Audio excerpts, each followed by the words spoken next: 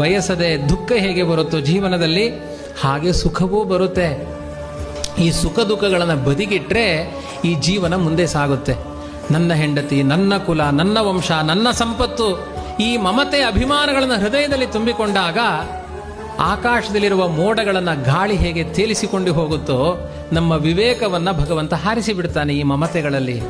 ಅದನ್ನೆಲ್ಲ ಬದಿಗಿಟ್ಟು ಈ ಮನುಷ್ಯ ಹುಟ್ಟಿದ್ಯಾಕೆ, ಎಷ್ಟು ಯೋನಿಗಳಲ್ಲಿ ಹುಟ್ಟಿ ಬಂದಿದ್ದೇನೆ, ಮುಂದೆ ಎಲ್ಲಿ ಸಾಗಲಿಕ್ಕಿದೆ, ಇದನ್ನು ಯೋಚನೆ ಮಾಡಬೇಕು.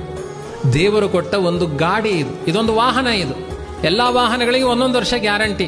ನೀವು ಸರಿಯಾಗಿ ಯೂಸ್ ಮಾಡಿದ್ರೆ ಇದು 100 ವರ್ಷದ ವಾಹನ. ಇದರಲ್ಲಿ ಪಯಣಿಗ ಯಾರು? ಈ ಆತ್ಮ. ಅವನಿಗೊಂದು ವಾಹನ ಕೊಟ್ಟಿದ್ದಾನೆ. ಯಾಕೆ?